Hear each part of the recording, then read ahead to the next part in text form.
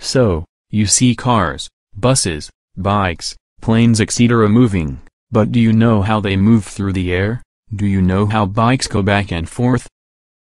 Well, if you do, then turn this video off, and if you don't then keep watching. This video explains velocity, acceleration, and how you measure movement. Time to get started. So, we have Cindy and Ian. They both have one thing in common, which is they ride bikes. However, there are some differences. Ian is 6 feet tall and is about 170 pounds. Cindy is 5'2" and about 100 pounds. Despite the weight and height differences, they ride the same bike. Ian and Cindy both live on a hill and both go to work. This is where velocity and acceleration come into play. First, let's keep it simple. They both ride the bike on flat ground. Because you need to gain speed to go on a flat surface, then you will have a positive acceleration and velocity. As Ian and Cindy ride along the road, they slowly gain speed. Speed is also how you measure movement.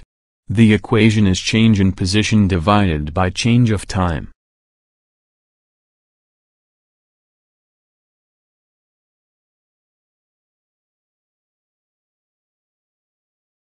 When looking at velocity and acceleration, it's easier to understand with graphs.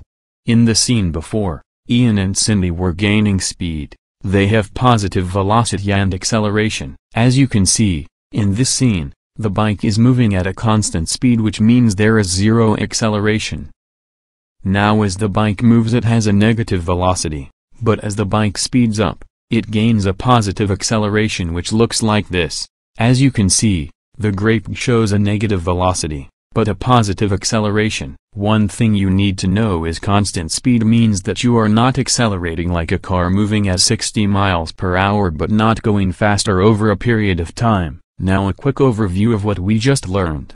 Velocity, acceleration, and how speed is measured.